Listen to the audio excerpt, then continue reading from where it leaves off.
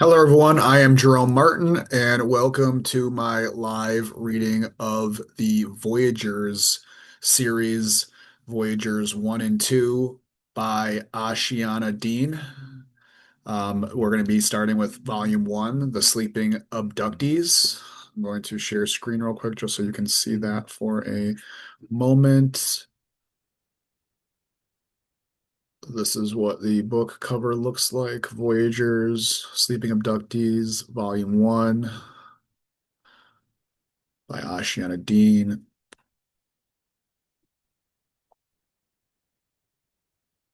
All all right, so this book, Voyagers, The Sleeping Abductees, Volume 1, this is of the Emerald Covenant CDT plate translations by Ashiana Dean. The information transcribed is from the Guardian Alliance regarding extraterrestrial visitation, the extraterrestrial agendas, chelantic morphogenetic science, and the mechanics of alien contact. These transcripts are not derived from channeled sources. She speaks about this in the book that they are transmissions, electrotonal transmissions that she received. It's not direct channeling where they are inside of her body. She makes that very clear. It's the cellular telepathy that we use when we're working with different beings. Very good. So let us begin. Let me find chapter one. We're going to pass. Okay, so introduction. All things considered, other worlds, origins, and evidence. Voyagers is a set of books best approached by asking the question, what do we really know about the nature of reality? Many of the ideas presented in this book are different from the old belief paradigm through which we have been taught to view reality. They do not negate the old, but rather challenge the old ideas to evolve. I suggest that the reader take an open-minded approach to the information contained in this book in order to receive the benefits of the Voyager's material. The greatest benefit of the Voyager's perspective is the gift of uncommon knowledge, through which some of the mysterious aspects of reality can be comprehended and the majesty of personal existence may be rediscovered. Challenges inspire growth, and Voyagers is a challenge. It is a book to grow with in your quest for understanding. Voyagers is not the average book. Its implications are so intrinsically profound that at times it seems unbelievable. But this is not a fiction story. This is not just a book of ideas. It is evidence of the most intimate journey through personal events that can be described as nothing less than extraordinary.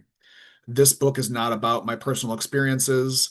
It is rather the result of those experiences. If the book is approached with flexibility of mind and a keen intuition, its message can be enlightening, its implications transformational. Confronted with extraordinary experiences, I found that the integrity of my being was on the line, and I was not about to write myself off as mentally deranged until I had fully examined other possible explanations for the events I had encountered. This confrontation finally led me to question what we really know about the existence of other worlds, our origins, and the nature of reality itself. I began to question the facts of contemporary belief paradigms to see if there were any possible perspectives that could rationally explain my experiences. Through my questioning, I came to realize that the facts were not carved in stone. They were simply assumptions about the nature of reality that many people accepted as fact.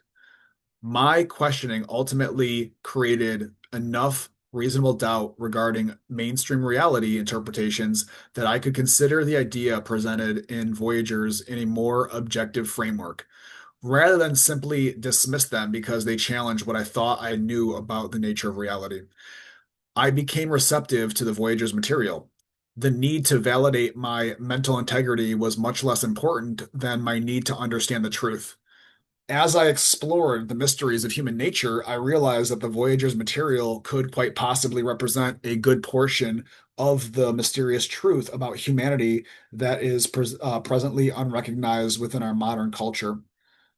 I began to take the Voyager's material seriously. Only then did the profound implications of Voyagers really hit me. As I realized that if this information is valid, We are in a most significant time period. We are approaching an evolutionary crossroads, and through our choices, the course of our collective future evolution will be determined. I became grateful of the Voyagers material as a potential tool through which effective action could be taken. Voyagers is not the entire truth of human reality. It is not the end of the story through which all mysteries will be solved. This book represents a beginning point through which we can start to comprehend the incredibly complex framework within which human reality takes place. Comparative analysis between the contemporary beliefs and those presented in Voyagers led me to realize the potential validity of the new ideas. Once holes in the logic of the old paradigm became apparent, it was much easier to identify the potential logic of the ideas presented in the Voyagers. The perspectives offered in Voyagers were equally as rational as those promoted through contemporary belief paradigms. I made peace with the Voyagers material. Peace came as a result of understanding how the ideas in this book could literally be possible and realizing that this possibility implies that humanity's evolution had a greater purpose, meaning and cause than we presently suppose. I hope the reader may understand the evolutionary promise implies by the Voyagers worldwide. This is a promise that reminds us of the majesty of our divine nature and reaffirms our connection to the sacred creation. In the remainder of this introduction, I will share some considerations concerning contemporary belief paradigms that help me recognize the potential validity of the Voyagers' perspective. It is not my intention to challenge or negate the validity of popular assumptions, but I hope to offer some additional insights to these assumptions and to provide possible alternatives, perspectives through which the facts can be viewed. The following considerations and conclusions represent my personal perspectives. I do not ask you to accept my opinions as your own, but to only consider them as potential interesting points of view through which greater understanding might be gained. The ordinary, extraordinary. In our contemporary world, we are progressively presented with more and more experiences and occurrences of an extraordinary nature. Over the past 20 years alone, it seems as if the extraordinary has taken a life of its own. People now routinely report extraordinary experiences such as psychic phenomena, out-of-body episodes, near-death experiences, hauntings, channeling of disembodied spirits, visitation by angels, sightings of UFOs, and abductions by aliens, to name a few. All of these events share a common implication of the existence of unseen worlds, or other worlds, as I like to call them. Never before in recent history have these events reached such a mass proportion. It is difficult to label such experiences as aberrations of a disturbed mind when masses of perfectly normal people begin reporting extraordinary encounters. Perhaps the current increase in extraordinary events will inspire us to reevaluate our perspective on reality.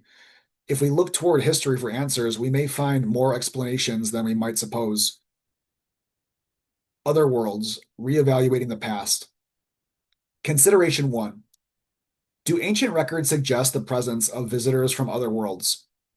Throughout the mythologies of ancient cultures, from indigenous tribes to ancient Sumerians, Egyptian, Greek, and Roman civilizations, we are presented with accounts of extraordinary visitations by gods and demons from other worlds. The visitors from elsewhere were both feared and worshipped by ancient man, and the foundations of most ancient cultures were built upon literal acknowledgement of unseen worlds. In contemporary times, we have dismissed ancient recorded accounts of otherworldly visitations as the superstitions of folly or imaginative fantasy of primitive people, much in the same way that we attempt to invalidate the extraordinary experiences of people today by viewing them as mental aberrations. Our scientific communities tend to view the otherworld beliefs of contemporary humans and ancient cultures in symbolic terms, considering them to be representations of psychological archetypes of the times, rather than as valid evidence for human contact with other worlds. Conclusion 1. It is quite possible that ancient records included both symbolic and literal representations of reality. Our contemporary interpretation of ancient records may not fully reflect the actualities of those records were intended to describe, and our potential misrepresentation of ancient events may cause us to misinterpret the extraordinary events of today. What if the ancient mythologies were, at least in part, a colorful presentation of literal events? In our current societies, we record and capture the essence of our cultural events through various media, from news reports to drama, comedy, fiction, and nonfiction to the arts. Ancient people might have been doing precisely the same thing when they etched out odd flying craft and helmeted visitors in their cave drawings, or wrote of their elaborate drama with angels, creator gods, or visitors from other worlds. It would be easier to remain complacent within our interpretation of these ancient events as imaginings of a primitive mind if we were not presently being confronted with precisely the same type of extraordinary encounters within our contemporary society.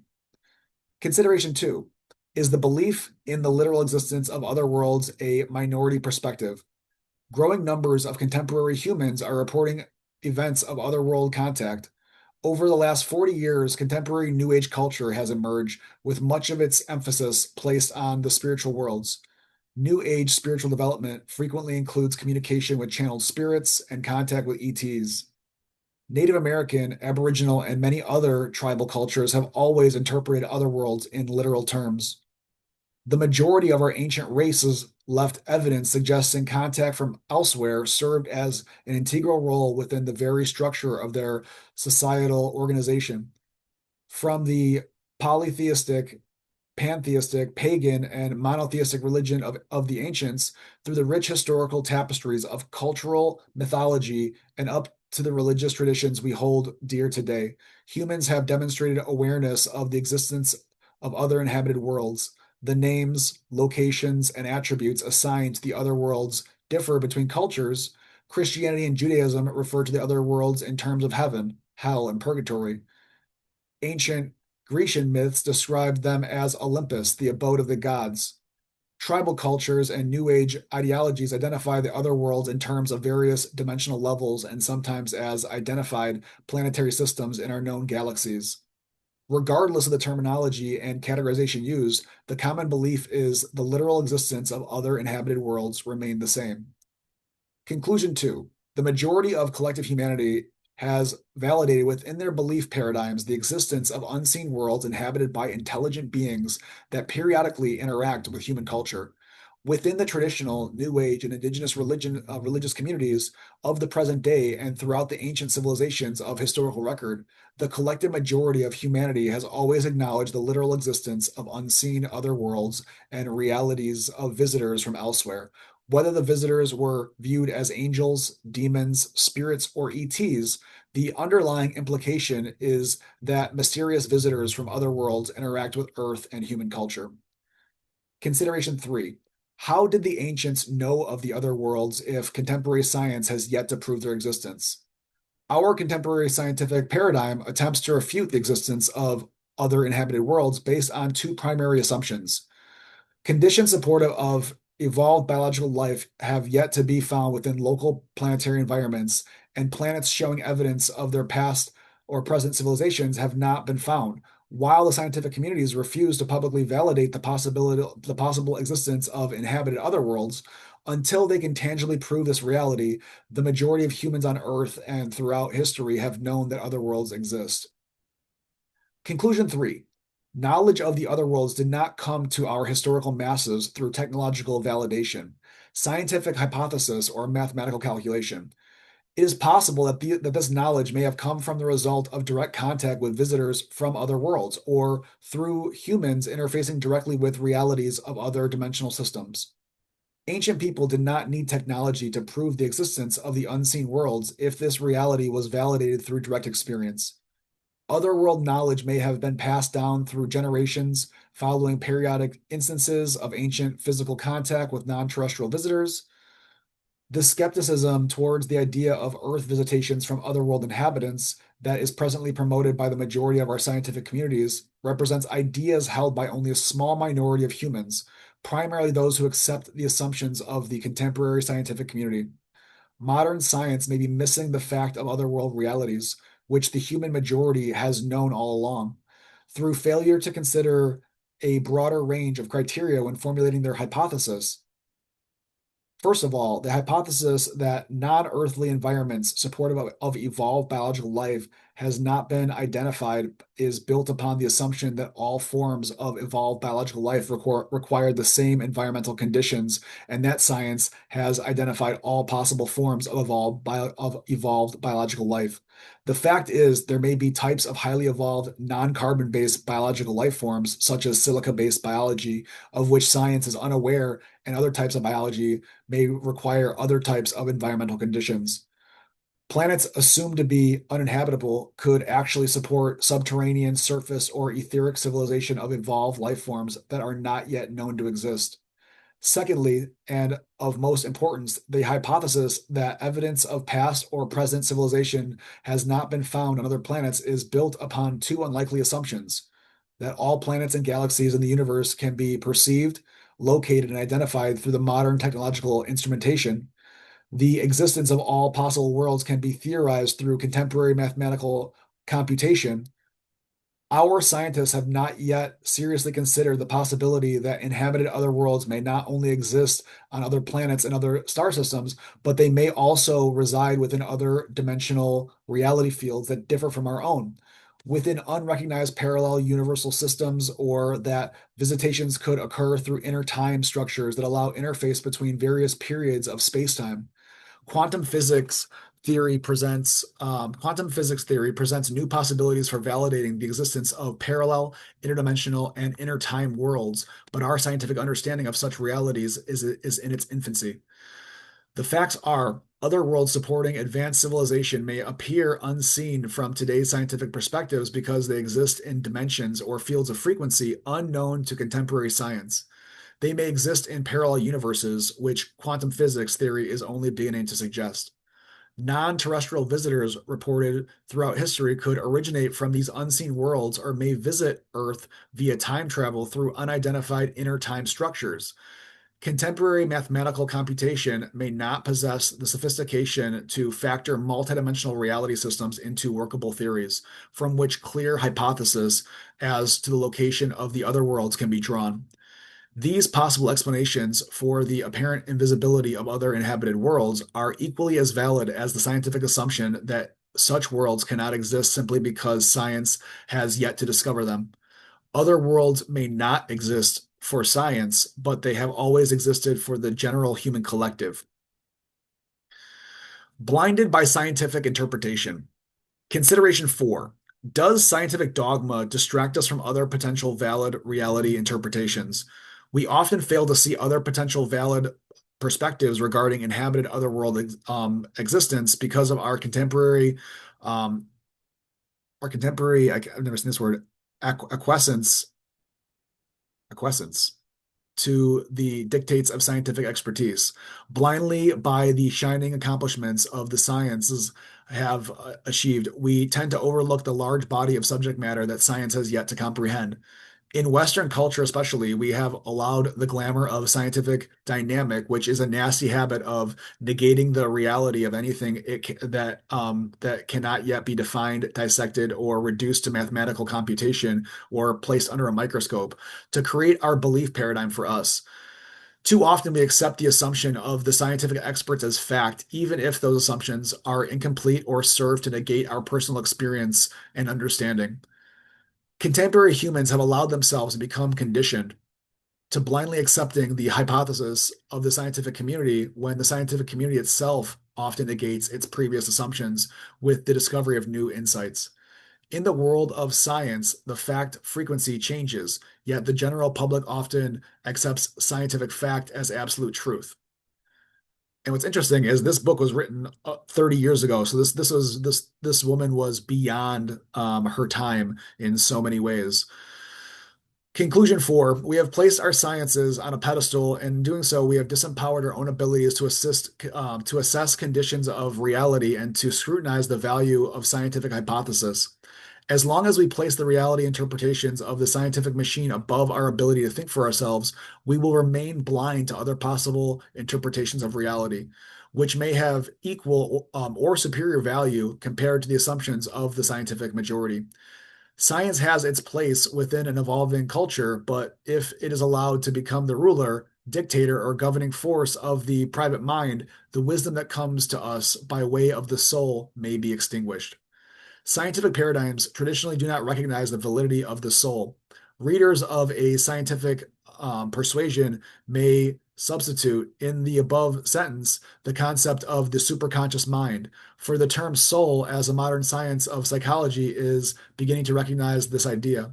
In truth, the superconscious mind and the soul represent the same level of higher identity, and there are levels of identity that exist beyond this point. We have accepted the scientific assumptions that ancient recorded accounts of otherworld contact represent the symbolic folly of a less developed primitive mind, and thus we must discount the possible implications of those ancient records. Through this um, equiscience of perspective to scientific dogma, we have lost touch with the possibilities of our creation and have become blind to the realities of which our ancient ancestors might once have been aware. Invalidation of the unseen worlds and denial of evidence that supports their existence represents a specialized digression rather than an evolution of our conscious awareness.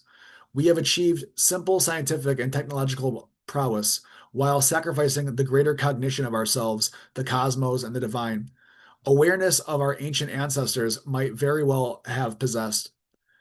Consideration 5: were ancient human cultures more evolved in mind technologies? Under the influence of popular scientific ideology, we have learned to view the ancient human race as primitive compared to our own because they apparently lacked sophistication in externalized mechanical technology. We rarely consider the possibility that some ancient people might have possessed a higher level of evolution regarding mind technologies that which is presently demonstrated in the contemporary human. Many present day experiences of an extraordinary nature are categorized as mental problems, when in truth, they may represent evidence of more evolved consciousness that was ordinary during ancient times.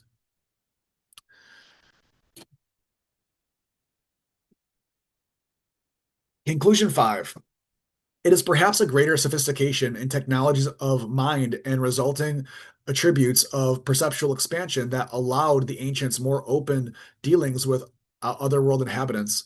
Many of the rituals and spiritual practices of old could represent intuitive comprehension of the direct or subtle energy and hidden forces, an art that contemporary science is only beginning to hone through the use of the rational mind and external technologies. If we viewed ancient cultures with more respect for their inherent mental integrity, we might discover the logic behind some of their spiritual beliefs and practices and realize that such practices might have advanced scientific validity at their core. If we begin to validate the contours of the ancient psyche, we could begin to comprehend more about the workings of the contemporary mind and would perhaps not jump to the conclusion that people are mentally disturbed simply because they have extraordinary experiences. We might discover that extraordinary experiences are the result of perceptual evolution. Once we collectively advance to a more evolved state of consciousness, extraordinary experiences such as contact with inhabitants of other worlds might become quite ordinary. Gods and visitors. Consideration 6: have visitor agendas influenced human evolution? When less developed cultures encounter members of more advanced civilizations, they frequently view the more evolved beings as gods due to their advanced knowledge and seemingly magical abilities. If our ancient culture were indeed visited by members of a more evolutionarily advanced race of other worlds, it's quite likely that such visitors would be considered as gods. Ancient polytheistic and pantheistic religions could very well have been built upon the dramatic visitations of advanced interstellar, intertime, or interdimensional races that literally took place within the life experience of our ancestors, such as visiting cultures could have laid the conceptual foundation for ancient spiritual belief, reducing their advanced spiritual or scientific comprehension into simple terms more easily understood by a less developed civilization. Monotheistic religious traditions, which remain strong within our culture today, could likewise have been brought here by advanced visiting races from the other worlds. The visitors may have depicted themselves as gods in order to establish an attitude of reverence, obedience, or subservience among ancient populations, or to bring us to their own spiritual or scientific knowledge in ways that we could understand. Perhaps the great theological discrepancies still apparent within contemporary religion that have their root in ancient ideologies have resulted from diversification among ancient visitor races. Each race having a worldview of its own may have at different times dispensed teachings that reflected their particular understanding of the cosmos. Through the passage of time, the original teachings were propagated with various aspects of human culture, laying the foundation for the great spiritual theological perspectives that have molded our civilization up to this present day. It is quite possible that ancient cultures and the direction of human evolution itself became directly influenced by a visitor presence, and that such influence continued today through discrete visitor involvement. This contemporary influence may have a great effect upon the course of our future evolution. Conclusion 6. Visiting representatives from other world cultures may have directly influenced the evolution of human culture on Earth. Our religious belief systems of today may have their roots in other world cultures. The development of our present scientific paradigms may also be influenced from behind the scenes by contemporary otherworld visitors.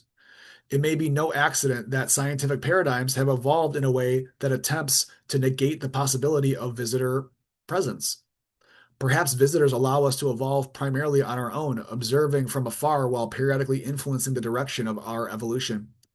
Some visitors may have agendas towards the human populace that depend on our ignorance to their existence.